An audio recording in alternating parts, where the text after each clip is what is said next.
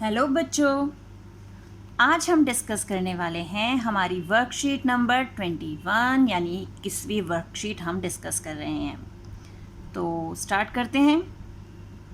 आज की वर्कशीट में हमें दिया गया है, अपने कपड़ों की अलमारी की सफाई करते हुए सरोज चाची ने रेनू को समझाया कि हमारे वस्त्र कपड़े से बने हैं।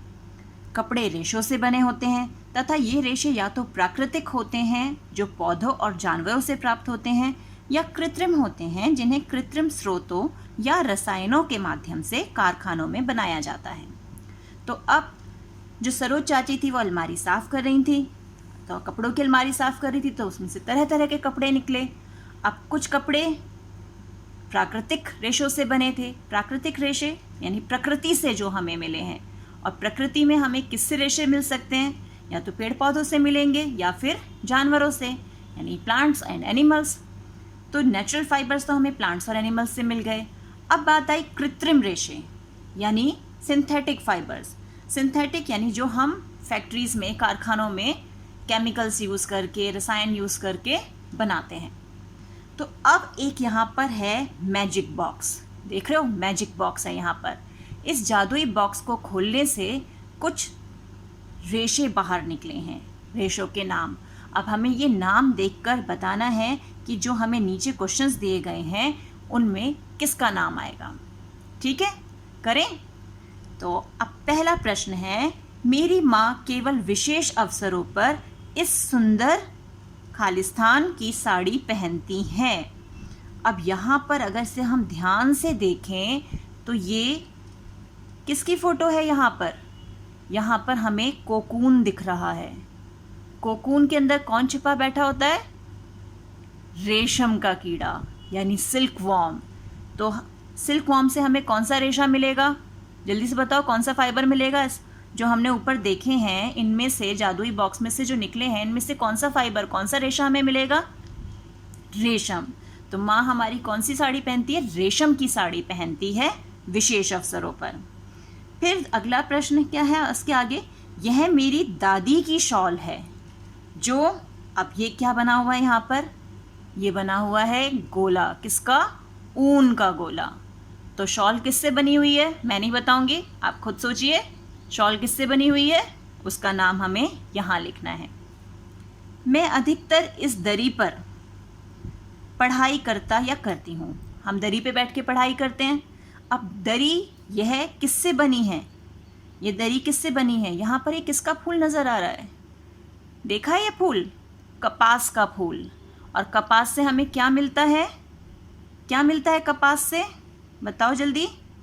जूट मिलता है, ऊन मिलता है, प्लास्टिक मिलता है, नायलॉन मिलता है, रेशम मिलता है, कपास। कपास यानी कॉटन। कॉटन के कपड़े मिलते हैं ना हमें, कपास से कॉटन बनता है। तो ये कपास से बनी है।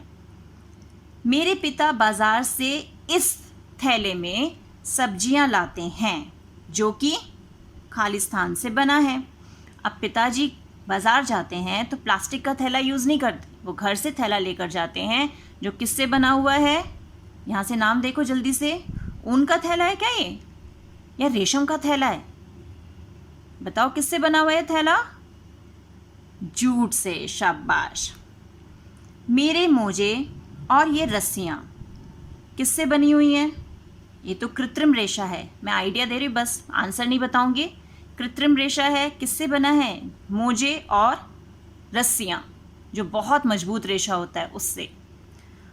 जबकि यह कुर्सी तथा पानी की बोतलें, आप वाटर बॉटल्स यूज़ करते हो, वो किससे बनती हैं?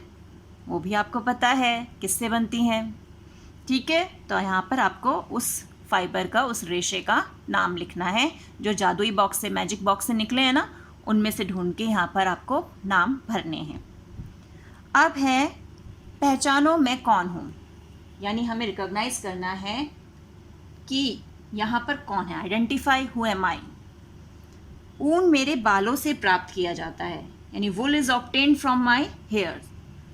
अब किसके बालों से हमें ऊन मिलता है? मैं बस हिंट दे रही हूँ, आप खुद सोचेंगे। बाबा बाबा ब्लैक। अब मैं आगे नहीं बता रही हूँ, आप अपने आप सोचो, ये पोयम आप बचपन से करते आ रहे हो। बी पार्ट है, मैं चिकना, नरम और चमकदार हूँ। मेरे रेशों से बने कपड़े महंगे होते हैं। तो कौन से कपड़े होते हैं जो बहुत ही चमकदार होते हैं, चिकने होते हैं, महंगे भी होते हैं और बहुत सुंदर लगते हैं। ऊपर मम्मी ने साड़ी पहनी थी ना विशेष अवसर पर, वही इसका उत्तर है। तो वो किस रेशे से बनी हुई थी साड़ी, वो उत्तर आप यहाँ लिखेंगे। मैं कारखानों में रसायनों के द्वारा निर्मित किया जाता हूँ।